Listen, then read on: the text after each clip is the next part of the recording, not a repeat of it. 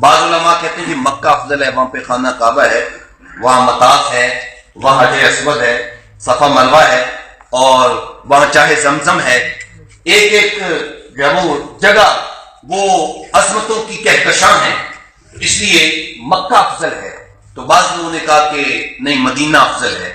تو شیخ محقق علامہ عبدالحق محدث دہلوی رحمۃ اللہ علیہ نے تیسرا قول محاکمانہ انداز سے پیش کیا ہے. وہ تیسرا قول یہ فرماتے ہیں کہ شرف مکان کا نہیں ہے، شرف مکین کا ہے. شرف جگہ کا نہیں ہے، شرف ذات کا ہے. اگر مکہ کی فضیلت ہے تو اس وجہ سے ہے. اللہ فرماتا ہے وَأَنْتَ حِلٌّ بِهَٰذَا الْبَلَدِ، محبوب اس شہر کی عظمت اس لیے ہے کہ اس میں تو تشریف فرما ہے، اس کی خاک نے تیرے کندھوں کو بوسے دیے ہیں، اس لیے اس کا مقام ہے.